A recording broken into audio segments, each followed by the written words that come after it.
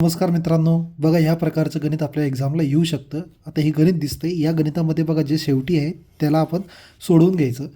तर त्याला बघा, आता मी साईडला लिहितो 3 - 4/5. आता बघा हे सोडवताना याच्या छेदामध्ये 1 असतो, म्हणजे आता इथे 5 आहे आणि इथे 1 आहे. छेद समान करण्यासाठी याला 5ने गुणावं लागेल.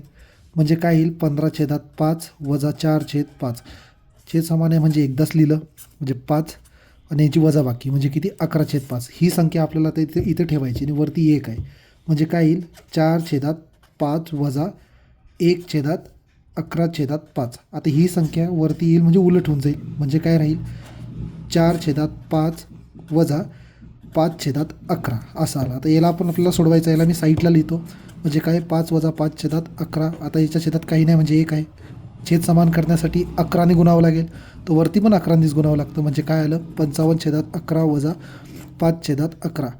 बरोबर. आता म्हणजे छेद समान एकदाच लिहिलं 11. 55मधून 5 गेले, 50/11. आता ही संख्या इथे आपल्याला ठेवावी लागेल. म्हणजे 4/50/11. आता बघा, ही आता छेदातलं जेव्हा वरती येतं तेव्हा गुणाकार होतो. म्हणजे 4 गुणिले हे उलट करायचं, 11/50. म्हणजे उत्तर किती आलं, 4 गुणिले 11 44. पण इकडे याच्या छेदात 1 असतो, 1 गुणिले 50 म्हणजे 50. हे उत्तर आलं 44/50.